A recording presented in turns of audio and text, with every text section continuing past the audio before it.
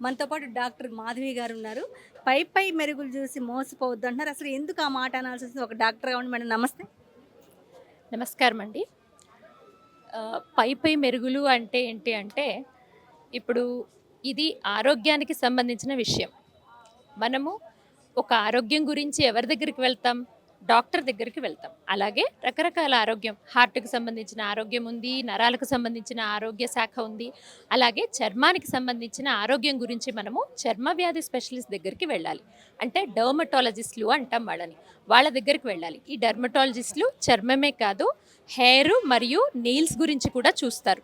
So, మీకు ఇలాంటి problems వచ్చినప్పుడు మీరు ఆ ఆయా శాఖల్లో ఎవరైతే ఎండీ డిగ్రీ గానీ, డిప్లొమా డిగ్రీ గానీ పొందిన వాళ్ళుంటారో వాళ్ళనే సంప్రదించండి. లేకపోతే మీరు వేరే వేరేటువంటి other qualified people other than dermatology వెళ్ళినా, అసలు క్వాలిఫికేషనే లేని వాళ్ళ దగ్గరికెళ్ళినా కూడా ఇబ్బంది పడాల్సుంటుంది.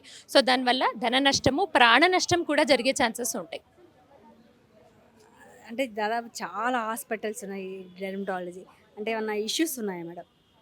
అంటే మెయిన్‌గా ఇవాళ మేము ప్రెస్ ముందుకొచ్చి అందరికీ డెర్మటాలజిస్ట్ దగ్గరికి వెళ్ళండి, వెళ్ళండి అని చెప్పడానికి కొన్ని కారణాలున్నాయమ్మా. కాన్పూర్‌లో ఒక ఆహ్, డెంటల్ డాక్టర్ గారు హెయిర్ ట్రాన్స్‌ప్లాంటేషన్ చేయటం వల్ల అది కూడా బీడీఎస్ అంటారు. Normal qualification. దాంతో ప్లాస్టిక్ సర్జరీ వాళ్ళు చేసేటువంటి హెయిర్ ట్రాన్స్‌ప్లాంట్ చేయటం ద్వారా సదరు ఇద్దరు వ్యక్తులు వాళ్ళ ప్రాణాలే కోల్పోయారు. సో, మళ్ళీ ప్రాణం తిరిగి రాదు కదా! మరి ఇప్పుడు ఎవరిని తప్పులు పట్టాలి? ప్రజలు అవగాహన లేకుండా వెళ్ళడమా? లేక అసలు ఇలాంటి వాళ్ళు ప్రాక్టీస్ చెయ్యొచ్చా? సో, కాబట్టి ఎవరు చేయాలి? ఎవరు చేయాల్సిన పని వాళ్ళు చేయాలి. సో, వాళ్ళు చేస్తే ఇలాంటి సమస్యలు ఎదురవ్వవు. ప్రాణ నష్టం జరగదు. అందువల్ల. ఏదైనా మనం ఒక హాస్పిటల్ పెట్టాలని దానికి కంపల్సరీ పర్మిషన్ అంటే ఒక కోర్స్ చేసి ఇంకో కోర్స్ పర్మిషన్ ఇస్తారంటారా? ఒక కోర్స్ చేసి ఇంకొక కోర్స్‌లో పర్మిషన్ కావాలి అంటే మళ్ళీ ఎంట్రన్స్ రాసి సీట్ తెచ్చుకొని మళ్ళీ 3 సంవత్సరాల, 2 సంవత్సరాల మళ్ళీ చదివి సర్టిఫికేట్ తెచ్చుకోవాలి. అంతేగాని 3 నెలలు, 4 నెలలు, 6 నెలల కోర్సులతో జరగదు.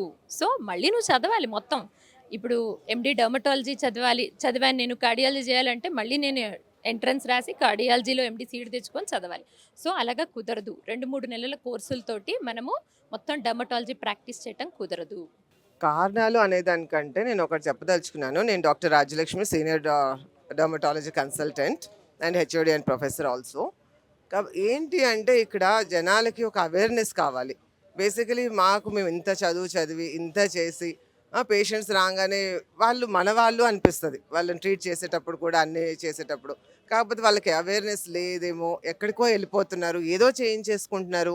ఎందుకంటే కాంప్లికేట్ అయ్యి రాంగానే మాకది చూడంగానే అమ్మా! ఏంటమ్మా ఇలా చేసుకున్నావు నీ మొహాన్ని అంటాము.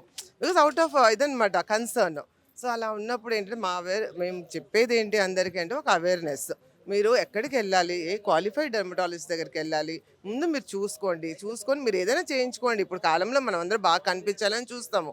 అపార్ట్ ఫ్రమ్ అదర్ డిసీజెస్ అంటే ఇప్పుడు సోరియాసిస్ కావచ్చు, ఫంగల్ ఇన్ఫెక్షన్ కావచ్చు, స్కేబీస్ కావచ్చు, ఇవన్నీ ట్రీట్ చేస్తాము. సో, అది అనేసరికి వచ్చేస్తారు. బట్ ఏదైనా మనం లుక్స్ బాగుండాలి అంటే ఇప్పుడు అందరిలో అవేర్నెస్ ఎలా వచ్చింది అంటే డే క్రీమ్ కావాలి, నైట్ క్రీమ్ కావాలి, మాకు ఒక రొటీన్ కావాలి, సింపుల్. ఏ అమ్మాయికన్నా అబ్బాయికన్నా అనిపిస్తుంది. సో అలా అన్నప్పుడు మీరు కరెక్ట్ అయిన పర్సన్ దగ్గరికి వెళ్తే మీకు కరెక్ట్గా ట్రీట్మెంట్ దొరుకుతుంది. ప్లస్ అదే కాదు ఏదైనా కాంప్లికేట్ అయింది అనుకో డెర్మటాలజిస్ట్కి మీన్ ఆ ఒక కెపాసిటీ ఉంటుంది. ఏంటంటే ఈవెన్ అంత కాంప్లికేట్ అయిన దీన్ని కూడా మళ్ళీ బాగా చేయొచ్చు. ఎందుకంటే ఆ నాలెడ్జ్ క్వాలిఫైడ్ వాళ్ళకే ఉంటుంది. అందుకని మీరు కరెక్ట్ అయిన పర్సన్ దగ్గరికి వెళ్ళారనుకోండి, so treatment will be proper. అదొక్కటే కాకుండా ఇంకొకటి బేసిక్ థింగ్ నేను చెప్పాలనుకుంది ఏంటంటే వచ్చేసి స్కిన్ అంతా చూయించుకుంటారా ట్రీట్మెంట్ అయిపోయిన తర్వాత నెక్స్ట్ విజిట్లో మేడం హెయిర్కి ఎక్కడికి వెళ్ళాలి మేడం అని. అంటే వీళ్ళకి పాపం ఇది కూడా తెలియడం లేదు. లైక్ డెర్మటాలజిస్ట్ ఆర్ ట్రైకాలజిస్ట్ కూడా అని అంటే హెయిర్ కూడా డెర్మటాలజిస్ట్ చూస్తారు. కాబట్టి ఎనీ హెయిర్ ప్రాబ్లం ఉన్నా ఏది ఉన్నా మీరు ఇమ్మీడియట్గా మీ దగ్గర ఉన్న డెర్మటాలజిస్ట్ని కన్సల్ట్ అవ్వండి. వాళ్ళు హెయిర్ ప్రాబ్లం చూస్తారు, నెయిల్ ప్రాబ్లం చూస్తారు. అండ్ మీకు తగ్గట్టుగా ఇప్పుడు ఏంటంటే ప్రతి ఒక్కటి కాస్మెటిక్ చేయాలి అని కాదు. ఇప్పుడు ఏదైనా కేసు వస్తారు, వాళ్ళకు మెడిసిన్స్ ఇస్తాము. ఇచ్చిన తర్వాత కూడా ఇంకా ఏదో ప్రొసీజర్ అవసరం ఉంది, ఈ ప్రొసీజర్ చేస్తే వీళ్ళకి బాగా అవుతుంది అంటే మేము ఎక్స్ప్లెయిన్ చేస్తాము. ఎక్స్ప్లెయిన్ చేయగానే వాళ్ళకు కాన్ఫిడెన్స్ వస్తుంది, మా మా మీద ట్రస్ట్ వస్తుంది. అప్పుడు ఆ ప్రొసీజర్ చేయించుకుంటే వాళ్ళు హ్యాపీ, మేము హ్యాపీ. కాబట్టి ఫస్ట్ రాగానే లోపలికి రాగానే మేడం నాకు ఈ ప్రొసీజర్ చేయండి, మేము ఇది ఇలా చదివాము, సోషల్ మీడియాలో చదివాము, మాకు ఇది చేయండి అంటే అలా కాదు. వస్తానే మీకు అది సూట్ అవుతుందా లేదా. ఇంతమంది డాక్టర్లు కలిసి ఇక్కడ ప్రెస్ మీట్ పెట్టారు, ఏదో ఒక రీజన్ అయితే ఉంది. అంటే ఏమైనా జరిగిందంటారా పేషెంట్కి? పేషెంట్ అని కదా మీ దగ్గరికి వచ్చి క్లయింట్ అని చెప్పాలి. లేదు, క్లయింట్స్కి ఏదో జరిగింది అని మేము అనట్లా. అంటే చిన్న చిన్నవి కూడా చూస్తున్నాంగా మా దగ్గరకు వచ్చినప్పుడు. ఇలా అయింది, ఏంటమ్మా ఇలా చేసుకున్నారా అంటే ఇలా వేరే వెళ్ళి వచ్చాము అంటారు కదా. అందుకని మాకు తోచింది ఏంటంటే అవేర్నెస్ లేదు, అవేర్నెస్ క్రియేట్ చేయడంలో ఇదొక వే ఆఫ్ క్రియేటింగ్ అవేర్నెస్ అని మాకు అనిపించింది. సో ఎక్కడైనా మేము వెళ్ళి టాక్స్ ఇస్తాము, కాలేజెస్లో ఇస్తాము, స్కూల్స్లో ఇస్తాము. సో అక్కడ ఇచ్చిన తర్వాత కూడా ఇంకా అవేర్నెస్ అవసరము అనిపించింది. దానికోసమని అందరం కలిసి ఒక ప్రెస్ మీట్ పెడితే ఇది ఒక ఊర్లో అని కాదు, మీన్ కంప్లీట్ కంట్రీలో జరుగుతూ ఉంది. సో ఒక్కటే అండి, ఏమీ లేదు. బేసిక్ ఏంటంటే we are concerned about the people. అందరు మనుషుల గురించి మాకు కన్సర్న్ ఉంది. సో అది చెప్పుకోవడం కోసం మాకు ఆ బాధ లోపల నుంచి ఉందన్నమాట. పేషెంట్స్ కరెక్ట్ ట్రీట్మెంట్ దొరకాలి, అది ఒక్కటే అనమాట. We are all for the patients, for the safety. Basically safety of the patient comes first.